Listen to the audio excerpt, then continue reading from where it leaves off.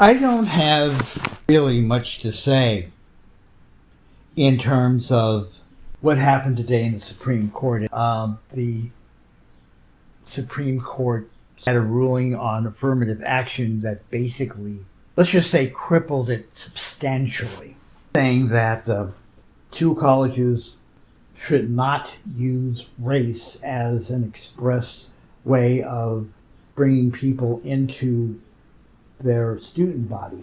It's not the death of affirmative action. It is not the death of integration, but it certainly puts a damper on things. I wish I had something profound to say about this. I don't. Simply because what else is there to say? We are regressing, folks. For those people who thought that all this stuff is settled law and all this stuff is, that they're not going to touch that, apparently they are. It is their plan. It is the reason, these are the reasons why these conservatives were shoehorned into the Supreme Court.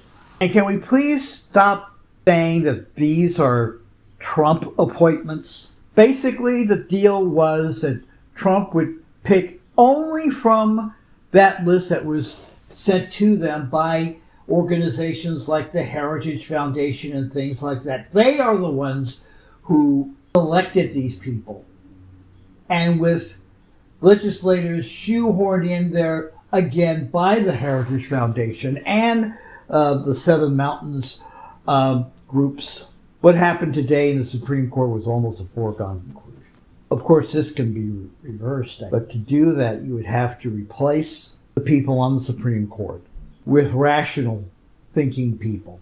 In order to do that, you have to not only have a progressive thinking president, but a progressive thinking House and a progressive thinking Senate, which means that the next person who sits in the White House just can't be a Democrat in name only. We need an AOC in the White House. We need 67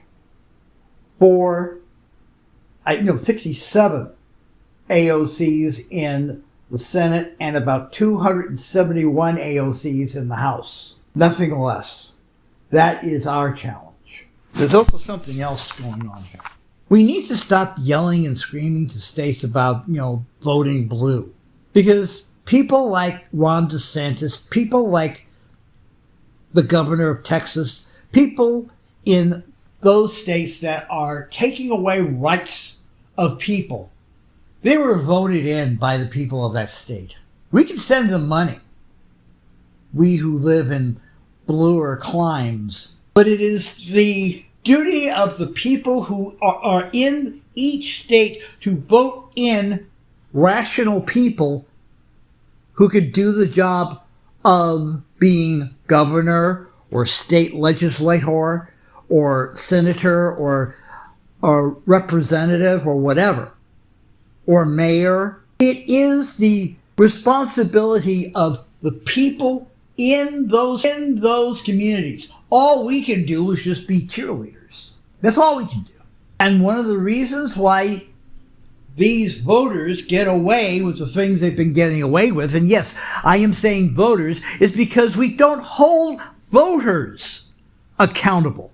We can't find a way to hold voters accountable. For instance, in Montana, with all the things that have been going on in Montana, the attempts to ban certain social media apps, trying to ban the existence of certain people in the LGBTQ plus community. There's no way we can hold them accountable because, quite frankly, there's nothing we can boycott. Nobody wants to go to Montana. Montana doesn't have really a lot of things that people buy. They don't have any industry out there except for, cattle. We need to find a way to hold voters accountable. We need to find a way to make them understand that if you vote in idiots, that there will be a price that you pay. Quite frankly, I'm tired of paying the price of some little district in some little state voting in some bleach blonde bimbo who will pass laws that basically would harm me. We need to find a way to hold voters responsible for the stupidity that they do. And that's it for right now. Thank you for listening, for getting this far in. We'll be back soon. If you're listening to this on YouTube, please subscribe and follow. Get all the notifications. Anywhere else, please follow us. We appreciate it. Pass this along if you can. And we'll talk to you soon. Take care.